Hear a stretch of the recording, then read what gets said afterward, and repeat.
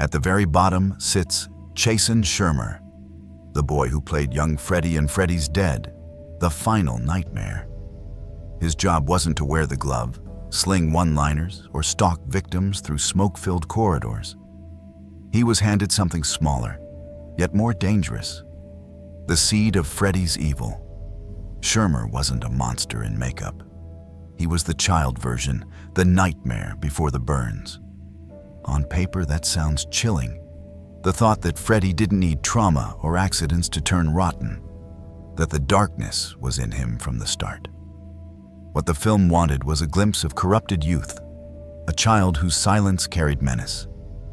What it delivered, through Schirmer, was a faint shadow. His stillness and quiet stare feel detached, but they stop short of carving anything memorable. Instead of menace, we get a static image, like a portrait pinned to the wall, suggesting darkness, but never pulling us into it. The problem isn't just brevity. Freddy, even in his earliest form, demands presence. He's not just evil in concept. He's evil that pulses off the screen. With Schirmer, we're left with suggestions rather than reality. A few seconds of brooding childhood don't build dread. They feel like a footnote. Freddy isn't a ghost story whispered in fragments.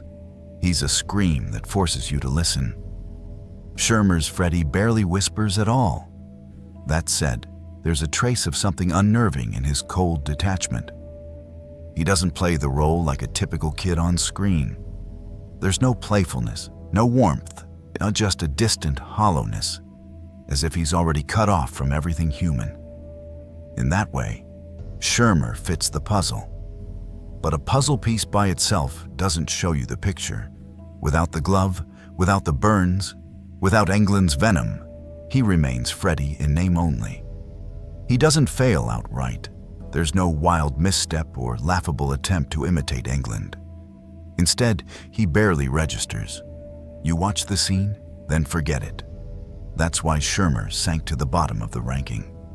Freddy demands to be remembered, and this performance vanishes before the credits even roll. One step higher is Tobe Sexton, the teenage Freddy from the same film. He's not the dream-stalking legend yet, but unlike Schirmer, he gets more space to breathe, more fire to play with. Sexton's Freddy isn't a silent shadow. He's reckless, violent, and raw, already unraveling into the cruelty that would define him. He looks like any young man, just another face you'd pass in the street. That normalcy makes him more unsettling than Schirmer. You know what he's destined to become, and watching that rage flicker under the surface feels like standing next to a lit fuse. There's a glint in Sexton's eyes that matters. He doesn't have Englund's snarl or the sharp cadence of Freddy's one-liners, but you can see the brakes are gone. He's a young man fueled entirely by impulse and spite. It's not a performance loaded with theatrical menace. It's more stripped down, almost documentary-like in its rawness. That works in its own way. Freddy, before the burns and the glove, was still human, and Sexton shows us that human rage with disturbing bluntness. Still, limitations choke the role. Sexton never gets to step into Freddy's full mythology. No dream sequences, no grotesque humor, no domination of the frame. Without those tools, he's bound to a fragment of Freddy's life, a slice that doesn't stand on its own. He shows us the cruelty, but not the nightmare. He hints at the monster, but never gets to wear its face. His performance lingers longer, and there's real danger in his reckless movements. You can believe this teenager will grow into something worse. But compared to the titans of Freddy, Englund, and even Jackie Earle Haley, Sexton's version feels like a half-lit match. It sparks, it flares, and then it dies out before it can catch fire. He gives us rage, violence, and a glimpse of inevitability. Yet, without the mythic shadow of Freddy fully formed, his teenage incarnation remains incomplete. It's stronger than a whisper, but not yet a nightmare. In A Nightmare on Elm Street 5, The Dream Child, 1989. Freddy took one of his strangest shapes, Super Freddy. The scene happens in Mark's comic book Dream, where Freddy twists fantasy into punishment. Out of the panels comes a grotesque parody of a superhero. Massive chest, exaggerated muscles, cape snapping behind him. This isn't hope or justice. It's Freddy mocking strength itself. Robert Englund couldn't fill out that monstrous frame, so the job went to Michael Bailey Smith, whose size made him perfect for the role. Smith didn't speak, but he didn't need to. His presence did the work. Super Freddy stomped through the comic pages like a cruel god, turning Mark's passion into a weapon against him. The image is absurd and terrifying at once. Freddy's power was always in twisting the personal into the unbearable, and here he shattered childhood comfort by turning superheroes into killers. Smith's performance was short but unforgettable. Super Freddy may be a punchline to some, but in the nightmare logic of Elm Street, he's a reminder. Even your heroes can be warped into monsters. The best Freddy is about to be revealed. Stay locked in. The nightmare only gets darker from here. In 2010, A Nightmare on Elm Street was dragged back into theaters with a remake no one truly asked for, but one that demanded a new Freddy Krueger. The choice was Jackie Earle Haley, an actor with a reputation for playing broken, dangerous men. Taking over from Robert Englund was like walking into fire. Englund's shadow clung to every frame, every movement, every line of dialogue. Fans didn't want a new Freddy. They wanted the old one back. Yet Haley didn't try to mimic or soften that weight. He tore the character down to the bone and rebuilt him in his own shape. Haley's Freddy wasn't fun, and he wasn't meant to be. This version of the nightmare had no cartoon smirks, no carnival humor. He was colder, stripped of everything that once made Freddy a bizarre crowd pleaser. Gone were the one-liners that had made audiences laugh even as the blood flowed.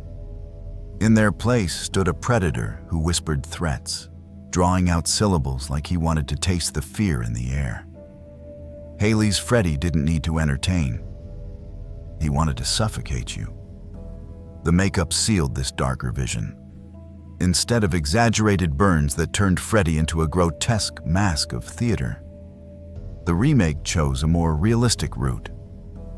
The flesh was cracked and melted, closer to what true burn victims endure. It was more disturbing, but it also limited Haley's face. The skin barely stretched enough for expression, robbing him of the exaggerated snarls Englund had mastered. Haley adapted by turning inward. He used his voice, low and rasping, like gravel dragging against rusted steel. Every word sounded painful, every sentence strained, as though speaking itself scraped against his ruined throat. That choice made him sound less human, more cursed, as if every word was forced out of the ashes. This version divided fans. Some hated it instantly. They wanted Freddy who cracked jokes, who entertained even as he killed. They wanted the familiar rhythm of horror and humor. Haley offered none of that. He was suffocating, grim, and deeply unpleasant to watch. Yet that was the point. This Freddy wasn't designed to charm. He was meant to drain the air out of every scene and remind you that nightmares aren't supposed to make you laugh. The problem was never Haley's performance. The film itself collapsed under weak writing, bland pacing, and empty retreads of moments the original had already perfected.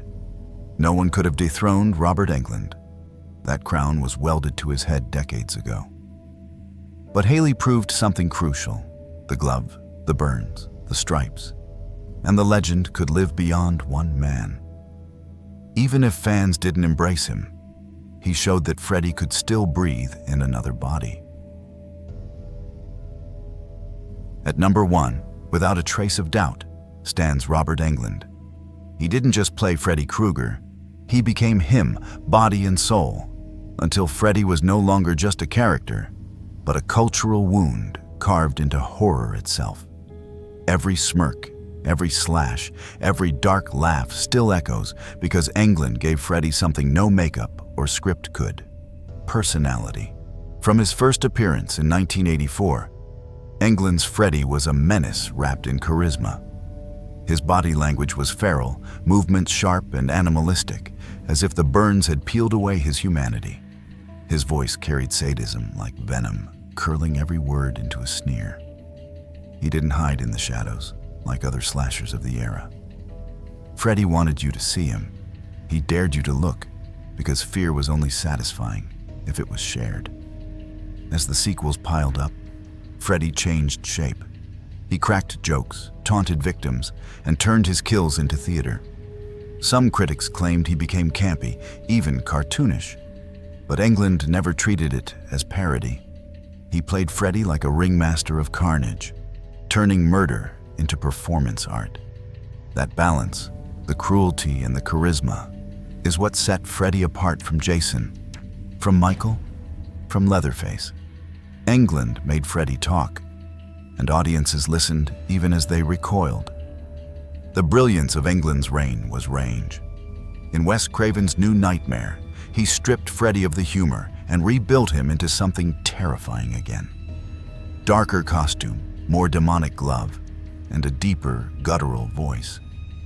The playful entertainer was gone. In his place stood a figure closer to pure evil, a demon pretending to be Freddy rather than Freddy himself. Englund handled that shift with ease, proving he could twist Freddy into any form, clown, sadist, or monster, and still own the screen. Across 8 films, Englund shaped Freddy into a horror icon whose shadow still crawls across cinema. He gave audiences nightmares, then made them laugh, then made them scream again. He was flexible, theatrical, terrifying, and unforgettable. Freddy became more than a slasher. He became a myth, and Englund was the author of that myth. With him, Freddy became an eternal nightmare stitched into the very fabric of horror history. Englund's Freddy doesn't fade. He lingers, he waits, he smiles in the dark, promising that even if you wake, the nightmare isn't done. 5 men put on the glove, but only one truly became the nightmare. The rest flickered, shadows pretending to be fire. Robert Englund didn't just play Freddy. He chained him to the culture, made him immortal. Others tried, some failed quietly, one failed loudly. But Englund's Freddy still owns the dark. The nightmare isn't over. It waits, smiling in the shadows. Like and subscribe to see which horror legend we break down next.